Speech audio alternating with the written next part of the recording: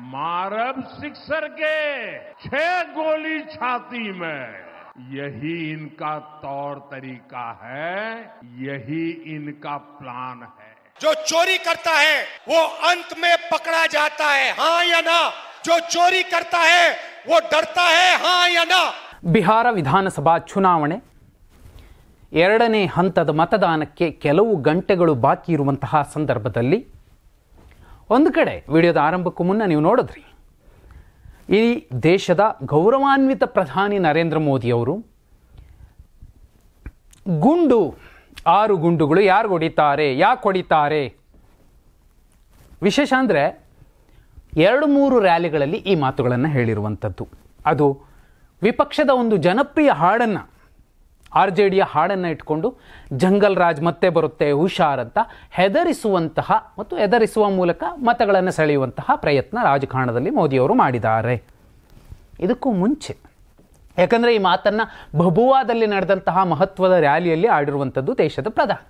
ಇದಕ್ಕೂ ಮುಂಚೆ ಇದೇ CM ಅಭ್ಯರ್ಥಿ ತೇಜಸ್ವಿ ಯಾದವ್ ಅಂತ ಘೋಷಣೆ ಮಾಡಿದ ಮೇಲೆ RJD ತನ್ನ ಜಂಗಲ್ ರಾಜನ್ನು ತನ್ನ ಮಿತ್ರ ಪಕ್ಷಗಳಿಗೂ ಕೂಡ ತೋರಿಸಿದೆ, ಹಣೆಗೆ ಗುಂಡಿಟ್ಟು ಮುಖ್ಯಮಂತ್ರಿಯ ಪದವಿಯನ್ನು ಪಡ್ಕೊಂಡಿದೆ ಅನ್ನೋ ಮೂಲಕ ಬೇರೆಯ ಥರದಲ್ಲಿ ಒಂದು ಪ್ಯಾಟ್ರನನ್ನು ಸೆಟ್ ಮಾಡೋ ಮೂಲಕ, ನೋಡಿ ಇವರು ಹೆದರಿಸ್ತಾರೆ, ಇವರು ಬಂದರೆ ಕಿಡ್ನಾಪ್ ಆಗ್ತವೆ, ಕೊಲೆಗಳಾಗ್ತವೆ, ದಾರೋಡೆಗಳಾಗ್ತವೆ, ನಿಮ್ಮ ಮಾತು ನಡೆಯೋದಿಲ್ಲ, ಜಂಗಲ್ ರಾಜ್ ಮತ್ತೆ ಬರುತ್ತೆ ಅಂತ ಹೆದರಿಸುವ ಪ್ರಯತ್ನ ಮಾಡಿದ್ರು. ಆದರೆ ಮತ್ತೊಂದು ಕಡೆ ಲೋಕಸಭೆಯ ವಿಪಕ್ಷ ನಾಯಕ ಕಾಂಗ್ರೆಸ್ ನಾಯಕ ರಾಹುಲ್ ಗಾಂಧಿ ಅಥವಾ BJPಗರ ಪಾಲಿನ ಪಪ್ಪು ಅವರು ಹೇಳ್ತಾರೆ, ಕಾನೂನು ಹೇಗಿದೆ ಅಂದರೆ ಯಾರೇ ಕಳ್ತನ ಮಾಡಿದ್ರೂ ಕೂಡ ಅವರ ಅರೆಸ್ಟ್ ಆಗುತ್ತೆ, ಅದು ತಪ್ಪು.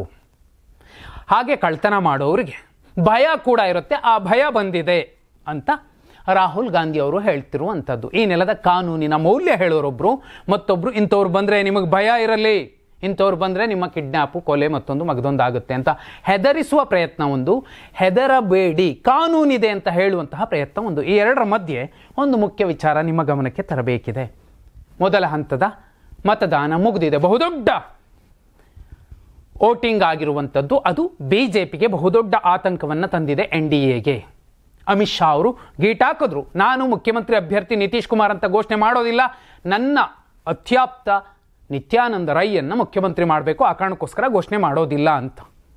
ನಿತೀಶ್ ಕುಮಾರ್ ಅವರು ಸುಮ್ಮನೆ ಕೂದಲಿಲ್ಲ.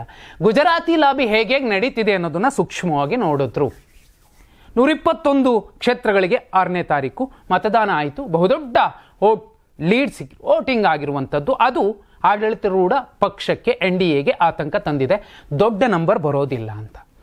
ಕಾಂಗ್ರೆಸ್ನ ಲೆಕ್ಕಾಚಾರ, ಮಹಾಗಠಬಂಧನದ ಲೆಕ್ಕಾಚಾರ 75ಕ್ಕೂ ಅಧಿಕ ಸ್ಥಾನಗಳನ್ನು ಮಹಾಗಠಬಂಧನ್ ಪಡೆಯುತ್ತೆ, ಇನ್ನುಳಿದ 40 ಚಿಲ್ಲರೆ ಸ್ಥಾನಗಳನ್ನು ಅದು NDA ಪಡೆಯಬಹುದು ಅಂತ ಲೆಕ್ಕ ಇಟ್ಕೊಂಡಿದ್ದಾರೆ. ಅಮಿತ್ ಶಾ ಅವ್ರಿಗೂ ಕೂಡ ಸಿಕ್ಕಿರುವಂತಹ ಗುಪ್ತಚರ ವರದಿಯ ಪ್ರಕಾರ, ಮಾಹಿತಿಯ ಪ್ರಕಾರ, ಗ್ರೌಂಡ್ ರಿಪೋರ್ಟ್ ಪ್ರಕಾರ ದೊಡ್ಡ ಮಟ್ಟದ ಲಾಭ ಆಗಿಲ್ಲ ಫಸ್ಟ್ ಫೇಸ್ನಲ್ಲೇ ಇವರಿಗೆ ದೊಡ್ಡ ಲಾಭ ಆಗಬೇಕಿತ್ತು.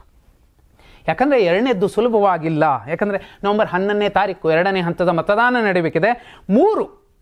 ಮೂರು ರೀಸನ್, ಅಲ್ಲಿನ ಪ್ರಾಂತ್ಯಗಳ ಎಕ್ಸಾಂಪಲ್ ಕೊಡ್ತೀನಿ. ಅಲ್ಲಿ ಸುಮಾರು 8-10 ಜಿಲ್ಲೆಗಳ ಒಂದು ಪ್ರದೇಶ. ನಮ್ಮಲ್ಲಿ ಉತ್ತರ ಕರ್ನಾಟಕ ಪ್ರಾಂತ್ಯ, ದಕ್ಷಿಣ ಕರ್ನಾಟಕ ಪ್ರಾಂತ್ಯ, ಕಲ್ಯಾಣ ಕರ್ನಾಟಕ, ಕಿತ್ತೂರು ಕರ್ನಾಟಕ, ಹಳೆ ಮೈಸೂರು, ಮಲೆನಾಡು ಅಂತ ಏನೆಲ್ಲ ಇದೆ, ಅಥವಾ ಕರಾವಳಿ ಇದೆ. ಅದೇ ರೀತಿ ಸೀಮಾಂಚಲ್ 1, ಮಗಧ 2, ಬಜಿಕಾ ಅಥವಾ ವಜಿ ಅನ್ನುವಂತಹ ಪ್ರಾಂತ್ಯ 1. ಈ ಮೂರು ಕೂಡ BJPಗೆ ಕಬ್ಬಿಣದ ಕಡಲೆ.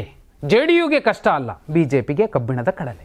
ಈಗ 122 ಕ್ಷೇತ್ರಗಳ ಪೈಕಿ 48 ಕ್ಷೇತ್ರಗಳಲ್ಲಿ BJP ಸ್ಪರ್ಧೆ ಮಾಡ್ತಿದೆ, 57 ಕ್ಷೇತ್ರಗಳಲ್ಲಿ JDU ಸ್ಪರ್ಧೆ ಮಾಡ್ತಿದೆ, 17 ಕ್ಷೇತ್ರಗಳಲ್ಲಿ ಇನ್ನುಳಿದ NDA ಕೂಟದ ಮಿತ್ರ ಪಕ್ಷಗಳ ಅಭ್ಯರ್ಥಿಗಳು ಹುರಿಹಾಳಿಯಾಗಿದ್ದಾರೆ. ಈ ಹುರಿಹಾಳುಗಳು ಎಷ್ಟು ಗೆಲ್ತಾರೆ ಅನ್ನೋದು ಮುಖ್ಯ.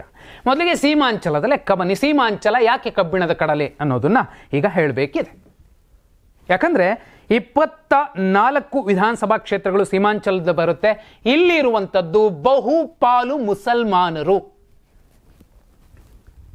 ಫಸ್ಟ್ ಫೇಸಲ್ಲಿ BJPಗೆ ಹೈಯೆಸ್ಟ್ ಅಂದರೆ 24 ಅಥವಾ 25 ಸಿಗ್ಬೋದು ಅನ್ನೋ ಲೆಕ್ಕ ಇರೋದು. ಕಳೆದ ವಿಧಾನಸಭಾ ಚುನಾವಣೆ 2020ರಲ್ಲಿ ಆದಾಗ 74 ಸ್ಥಾನ ತಗೊಂಡಿತ್ತು, ಗೆದ್ದಿತ್ತು.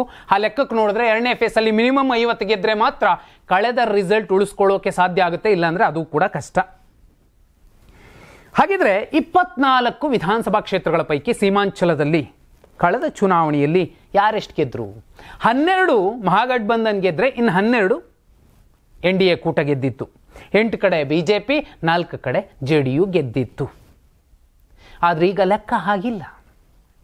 ತೀರಾ ಎಷ್ಟೇ ಪ್ರಯತ್ನ ಬಿದ್ದರೂ ಕೂಡ 8ರನ್ನು ಉಳಿಸೋದು ಬೇಡ, ಕನಿಷ್ಠ 4 ಉಳಿಸಿಕೊಳ್ಳೋದು ಸೀಮಾಂಚಲದಲ್ಲಿ ಬಿಜೆಪಿಗೆ ದೊಡ್ಡ ಸಮಸ್ಯೆ ಆಗಿದೆ. MIM ಇದೆ, ಏನು ತೊಂದರೆ ಇಲ್ಲ ಅನ್ನುವ ಲೆಕ್ಕ ಈಗ ಇಲ್ಲ. ಯಾಕಂದರೆ ಅಲ್ಲಿನ ಮುಸಲ್ಮಾನರು ಕೂಡ, ಯಾಕಂದರೆ ಗುಜರಾತ್ ಲಾಬಿಯ ವಿರುದ್ಧ ಬಿಹಾರಿಗಳೇ ಎದ್ದು ನಿಂತಿರುವಾಗ ಬಿಹಾರಿಗಳಿಗಿಂತ ಒಂದು ಹೆಜ್ಜೆ ಮುಂದೆ ನೋಡಿ ಯೋಚಿಸುವಂತಹ ಮುಸಲ್ಮಾನರು, ಸೀಮಾಂಚಲದ ಮುಸಲ್ಮಾನರು ಈ ಸಲ MIMಗೂ ಬೇಡ ಮಹಾಗಠಬಂಧನ್ಗೆ ಮತ ಕೊಡೋಣ ಅನ್ನೋ ಲೆಕ್ಕ ಇಟ್ಟುಕೊಂಡಿರೋ ಸಂದರ್ಭದಲ್ಲಿ 8 ಸ್ಥಾನ ಗೆದ್ದಿದ್ದಂತಹ ಬಿಜೆಪಿ ಕಳೆದ ಚುನಾವಣೆ 2020 ಈ ಸಲ 4 ಗೆದ್ದರೆ ಅದು ಮೋದಿಯವರ ದಿಗ್ವಿಜಯ ಅಂತ ಹೇಳಬಹುದು. ಇನ್ನು ಮಗಧ 26 ವಿಧಾನಸಭಾ ಕ್ಷೇತ್ರಗಳು ಬರುತ್ತೆ. ಈ ಪೈಕಿ ಕಳೆದ ವಿಧಾನಸಭಾ ಚುನಾವಣೆಯಲ್ಲಿ NDA ಕೇವಲ 6 ಸ್ಥಾನ ಗೆದ್ದಿತ್ತು. 6 ಶಾಸಕರು ಗೆದ್ದು ಬಂದಿದ್ರು ಈ ಕ್ಷೇತ್ರದಿಂದ, ಈ ಭಾಗದಿಂದ, ಮಗಧ ಭಾಗದಿಂದ. 20 ಶಾಸಕರು ಮಹಾಗಠಬಂಧನ್ದಿಂದ ಗೆದ್ದು ಬಂದಿದ್ರು 2020ರಲ್ಲಿ. ಕಾರಣ ಯಾದವರ ಪ್ರಾಬಲ್ಯ. ನಿತ್ಯಾನಂದ ರೈ ಇದ್ದಾರೆ, ನಮಗೆ ಯಾದವರ ಮತಗಳನ್ನು ಸೆಳೀತಾರೆ ಅನ್ನೋ ಲೆಕ್ಕಾಚಾರಗಳು ಈಗ ಉಲ್ಟಾ ಹೊಡೆದಿದೆ. ಅದು ಸಾಧ್ಯ ಇಲ್ಲ. ನಿತೀಶ್ ಕುಮಾರ್ ಅವರ ಕುರ್ಮಿ ಕುಶ್ವಾ ಮತಗಳು ಕೂಡ ಈ ಭಾಗದಲ್ಲಿರೋವು. ಸೈಲೆಂಟಾಗಿ ನಮ್ಮ ನಿತೀಶ್ ಗೆಲ್ಲಿಲ್ಲ, ಮುಖ್ಯಮಂತ್ರಿ ಆಗಲಿಲ್ಲ ಅಂದರೆ ನಾವ್ಯಾಕೆ BJP ಗೆಲ್ಲಿಸ್ಬೇಕು, ಮಹಾಗಠಬಂಧನ್ಗೆ ಓಟ್ ಹಾಕೋಣ, ಲಾಲು ಪುತ್ರ ತೇಜಸ್ವಿ ಬರಲಿ ಅನ್ನೋ ಲೆಕ್ಕ ಇಟ್ಕೊಂಡಿರುವಂಥದ್ದು. ಇದರ ಜೊತೆಯಲ್ಲಿ ಮತ್ತು ಒಂದು ಇಂಪಾರ್ಟೆಂಟ್ ಬಜಿಗ ಪ್ರಾಂತ್ಯ ಅಥವಾ ವಜ್ಜಿ ಪ್ರಾಂತ್ಯ ಅನ್ನುವಂಥದ್ದೇನಿದೆ, 44 ವಿಧಾನಸಭಾ ಕ್ಷೇತ್ರಗಳು ಬರುತ್ತೆ. ಈ ಪೈಕಿ ಬಹುಪಾಲು ಕಡೆ ಮಲ್ಲಾಹ್ ಸಮಾಜ, ಮೀನುಗಾರರ ಸಮಾಜ ಇರುವಂಥದ್ದು. ಆದರೆ ಪ್ರಧಾನಿ ಮೋದಿಯವರು ಒಂದು ಗೇಲಿಯ ಮಾತಾಡಿದ್ರು ಇತ್ತೀಚೆಗೆ ರ್ಯಾಲಿಯಲ್ಲಿ. ಬಂದು ಮೀನು ಹಿಡ್ಕೊಂಡು ತಿನ್ಕೊಂಡು ಹೋಗೋದಕ್ಕೆ ರಾಹುಲ್ ಗಾಂಧಿ ಅವರು ಬರ್ತಾರೆ, ಅದು ಆ ಸಮಾಜದ ಸ್ವಾಭಿಮಾನವನ್ನು ಕೆದಕಿದೆ. ಇದೇ ವಿಕಾಸ್ಶೀಲ್ ಇನ್ಸಾನ್ ಪಕ್ಷದ ಮುಖ್ಯಸ್ಥ ಮುಖೇಶ್ ಸಾಹ್ನಿಯನ್ನ DCM ಅಭ್ಯರ್ಥಿ ಅಂತ ಘೋಷಣೆ ಮಾಡಿರುವಂತಹ ಮಹಾಗಠಬಂಧನ್ ಕೂಟ, ರಾಹುಲ್ ಗಾಂಧಿ ಅವರು ಆ ಮೀನುಗಾರರ ಜೊತೆಯಲ್ಲಿ ಒಂದು ನದಿಗೆ ಧುಮುಕಿ ಮೀನು ಹಿಡ್ಕೊಂಡ್ಬರೋದು, ಆ ಮೀನುಗಾರರ ಬಲೆಯನ್ನು ಹಿಡ್ಕೊಂಡು ಅವ್ರಿಗೆ ಹೆಲ್ಪ್ ಮಾಡೋದು, ಈ ವಿಡಿಯೋವನ್ನು, ಈ ದೃಶ್ಯವನ್ನು ನೋಡಿ ಮೋದಿಯವರು ಗೇಲಿ ಮಾಡಿ ನಕ್ಕಿದ್ದರು ರ್ಯಾಲಿಯಲ್ಲಿ. ಅದು ಆ ಜನರ ಕಿವಿಗೆ ತಲುಪಿದೆ, ಮನಸ್ಸಿಗೆ ನಾಟಿದೆ. 44 ವಿಧಾನಸಭಾ ಕ್ಷೇತ್ರಗಳ ಬಜಿಗ ಪ್ರಾಂತ್ಯದಲ್ಲಿ ಈಗ ಯಾರೆಷ್ಟು ಗೆಲ್ಲಬಹುದು? ಕಳೆದ ಚುನಾವಣೆಯಲ್ಲಿ ಇದೇ ವಿಕಾಸ್ಶೀಲ್ ಇನ್ಸಾನ್ ಪಕ್ಷ NDA ಕೂಡದಲ್ಲಿತ್ತು. ಆದರೆ ಇವತ್ತು ಈ ಕಡೆ ಬಂದಿದೆ, ಮಹಾಗಠಬಂಧನ್ದಲ್ಲಿದೆ, DCM ಅಭ್ಯರ್ಥಿ ಅಂತ ಘೋಷಣೆ ಮಾಡಿದ್ದಾರೆ.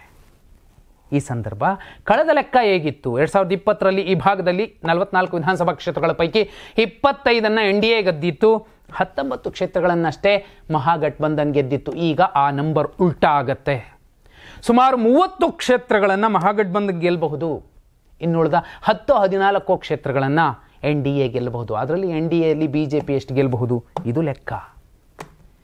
ಅಲ್ಲಿಗೆ 121 ವಿಧಾನಸಭಾ ಕ್ಷೇತ್ರಗಳ ಪೈಕಿ ಮೊದಲ ಹಂತದಲ್ಲೇ ಭೂಮಿಹಾರ್, ಬ್ರಾಹ್ಮಣ ಅಥವಾ ಠಾಕೂರ್ ಮತಗಳು, ನಗರವಾಸಿ ಮತಗಳಿದ್ದಂತಹ ಕಡೆಯೇ 24ರ ಗಡಿ ದಾಟೋದು BJP ಕಷ್ಟ ಅನ್ನೋದಾದರೆ, ಈಗ ಮುಸಲ್ಮಾನರು, ಯಾದವರು, ಮಲ್ಲಾಹ್ ಸಮಾಜ, ಮೀನುಗಾರರ ಸಮಾಜ ಅವರೇ ಇರುವಂತಹ ಸುಮಾರು ಕ್ಷೇತ್ರಗಳು, 100ಕ್ಕೂ ಅಧಿಕ ಕ್ಷೇತ್ರಗಳಲ್ಲಿ 48ರಲ್ಲಿ ಅಷ್ಟೇ ಸ್ಪರ್ಧೆ ಮಾಡ್ತಿರುವಂಥದ್ದು ಈ ಭಾಗದಲ್ಲಿ. 2ನೇ ಹಂತದ ಮತದಾನ ನಡೆಯೋ ಕ್ಷೇತ್ರಗಳಲ್ಲಿ ಅಲ್ಲಿ BJP ಎಷ್ಟು ಗೆಲ್ಲಬಹುದು? 50ರ ಗಡಿ ದಾಟೋದು ಓವರಾಲ್. ಮೊದಲನೇ ಹಂತದ ಲೆಕ್ಕ ತಗೊಂಡು 2ನೇ ಹಂತದ ಲೆಕ್ಕ ತಗೊಂಡು ಒಟ್ಟಿಗೆ ಸೇರಿಸಿದ್ರು ಕೂಡ BJPಯ ನಂಬರ್ 50ರ ಗಡಿ ದಾಟೋದು ಕಷ್ಟ. ಒಂದು ವೇಳೆ ದಾಟಿದ್ರೂ ಕೂಡ 5 ಹೆಚ್ಚು ಪಡಿಬಹುದೇ ವಿನಃ ಅದರ ಮೇಲೋಗೋದು ಕಷ್ಟ. ಅಲ್ಲಿಗೆ ನರೇಂದ್ರ ಮೋದಿಯವರ ಮತ್ತು ಅಮಿತ್ ಶಾ ಅವರ ಬಿಹಾರದ ಲೆಕ್ಕ ಮತ್ತು ಮತಗಣಿತ ಈ ಸಲ ಫೇಲ್ ಆಗುವ ಸಾಧ್ಯತೆ ಅತಿ ಹೆಚ್ಚಾಗಿದೆ. ಹಾಗಿದ್ರೆ ನಿಮ್ಮ ಪ್ರಕಾರ ಸೀಮಾಂಚಲದಲ್ಲಿ, ಮಗಧದಲ್ಲಿ ಮತ್ತು ಬಜಿಗ ಪ್ರಾಂತ್ಯದಲ್ಲಿ NDA ಮತ್ತೊಮ್ಮೆ ದಿಗ್ವಿಜಯ ಸಾಧಿಸುತ್ತಾ? ಅದು ಮುಸಲ್ಮಾನರ ವಿರುದ್ಧ, ಯಾದವರ ವಿರುದ್ಧ, ಬಜಿಗಾ ಪ್ರಾಂತ್ಯದ ಮಲಾಹ್ ಸಮಾಜದ ವಿರುದ್ಧ. ಕಮೆಂಟ್ ಮಾಡಿ.